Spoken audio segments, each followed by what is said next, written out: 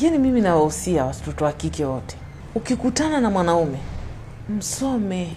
Ndio maana mimi kila siku nawahusia, kweni wastaarabu, msiwe mnaongea mkiwa na wanaume. Mwanaume anayasema yake yote. Wanaume wala sio waongo. Sisi tu ndio watu sikilizaji na tujitambui thamani yetu.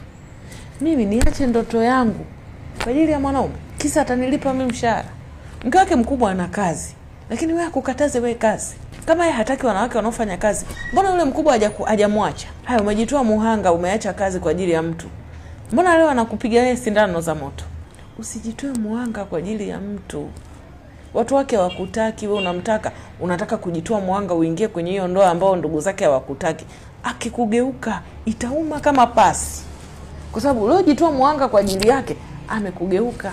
Ni kama kabisa unamuona huyu ni mume wa mtu, unajitoa muhanga unamzalia. Yaani awe na wanawake 4 aliozaa nao. Wewe una utofauti gani mpaka wewe ndio uone wewe ukizaa naye atakuoa? Sasa huyu amekosea toka mwanzo kwa kushindwa kutambua kumsoma mwanaume.